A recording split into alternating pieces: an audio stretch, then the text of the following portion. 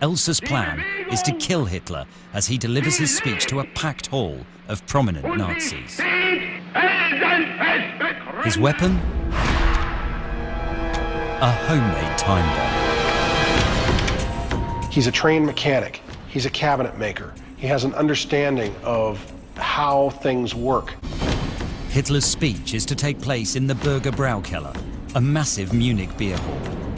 Elsa plans to install his bomb in a pillar behind the podium where Hitler will speak. Elsa's entire plot carried profound risk. Anyone attempting to assassinate Hitler is effectively undertaking a suicide mission. Throughout the autumn of 1939, Elsa sneaks into the beer hall after closing time.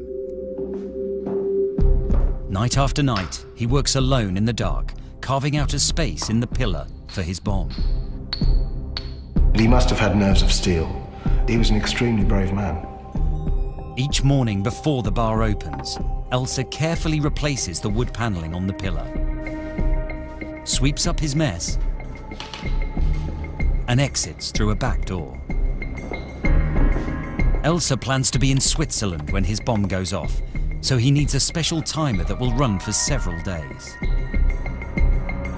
He builds an elaborate device consisting of 2 clock mechanisms, allowing up to 144 hours before detonating the bomb.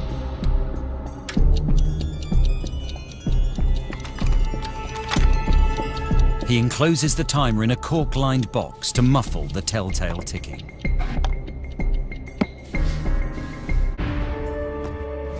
After more than 2 months of painstaking work, Elsa finally installs his bomb in the beer hall pillar. On the evening of November 5th, 1939, he sets the timer to go off 3 nights later at 9:20 p.m., right in the middle of Hitler's speech. As his time bomb ticks away the hours, Elsa heads for Switzerland. November 8th, 1939. Hitler takes the podium before a crowd of 3,000 Nazi supporters. In the pillar behind the Nazi flag, Elsa's time bomb is ticking.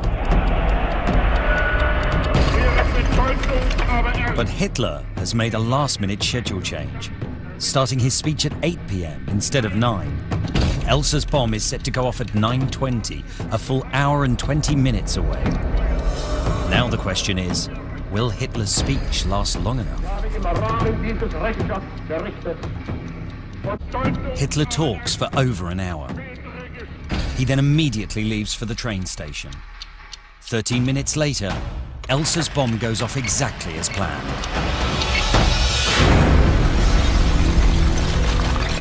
The podium and front row tables are splintered to matchwood. Out of the roughly 100 who remained in the hall, there are more than 60 injuries and 8 fatalities. If Hitler had given his usual 3-hour harangue, he almost certainly would have been killed.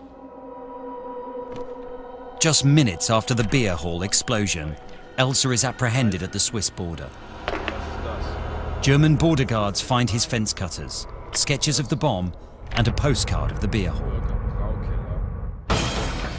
He ultimately confesses, and at that point I suspect began to be quite proud of what he had almost achieved.